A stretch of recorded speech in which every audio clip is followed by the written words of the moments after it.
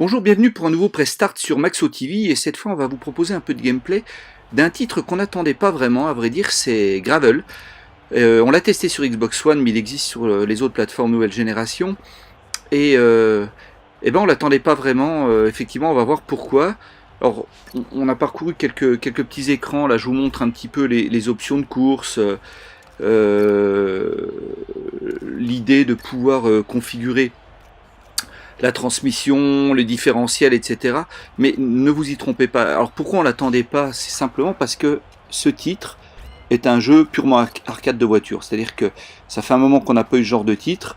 On avait à une époque Project Gotham Racing qui était arcade certes avec un rien de simulation pour le comportement des véhicules. Mais alors là celui-ci tape directement dans l'arcade. Certes les voitures peuvent avoir des comportements un peu différenciés, mais franchement c'est pas le but de la manœuvre. Alors voilà, on va vous proposer 2-3 petites courses. Donc comme vous pouvez le voir, ici on est dans un stadium et on fait pas franchement dans la dentelle, c'est à dire que on y va à fond la caisse, on bouscule les autres. La gestion des dégâts, il n'y en a pas vraiment, même si votre véhicule peut changer un peu de forme, vous n'êtes jamais vraiment abîmé, ça ne vous empêche pas de continuer, donc c'est en cela aussi que ce n'est pas de la simulation. Et puis on est sur de l'accélération à fond la caisse, du dérapage, etc. Et bien pour tout vous dire, on a pris pas mal de plaisir à jouer à ce jeu. On se prend pas le chou, on fait des courses fun, totalement arcade. Alors ça nous fait penser un peu à Off-Road à l'époque, vous savez, le vieux jeu d'arcade en vue du dessus. Donc c'était top. Franchement de pouvoir s'exprimer sur ce titre. Alors évidemment graphiquement, comme vous pouvez le voir, c'est pas non plus un Gran Turismo, c'est pas un Forza Motorsport, c'est simplement un jeu sans prétention. Donc c'est bien un jeu sans prétention qui fait la part belle au fun, tout simplement. Alors on va changer de contexte pour vous montrer un milieu en nature cette fois.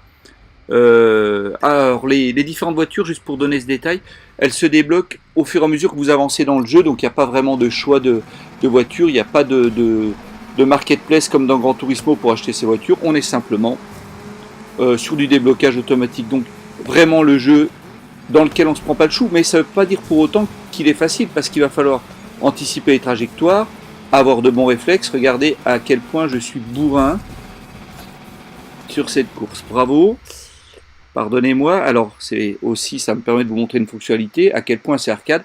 On a la possibilité de faire un rembobinage, c'est-à-dire que, zut, c'est un terme de vieux ça, on peut revenir en arrière pour pouvoir tout simplement revenir sur une faute de pilotage qu'on aurait pu faire. Alors là l'environnement enneigé, on l'a trouvé plutôt sympa graphiquement, mais bon, la modélisation des voitures, vous voyez, c'est pas vraiment ça. Les voitures que vous allez avoir dans le jeu sont pas vraiment des voitures de légende, c'est l'amateur de belles cylindrées va pas forcément s'y retrouver. Mais encore une fois, fun, accessible, en tout cas au début, rigolo dans tous les sens du terme, c'est sympa.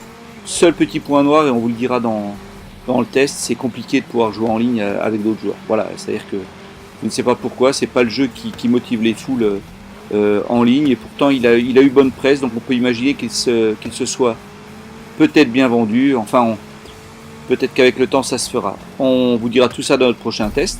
A très bientôt sur Maxo TV.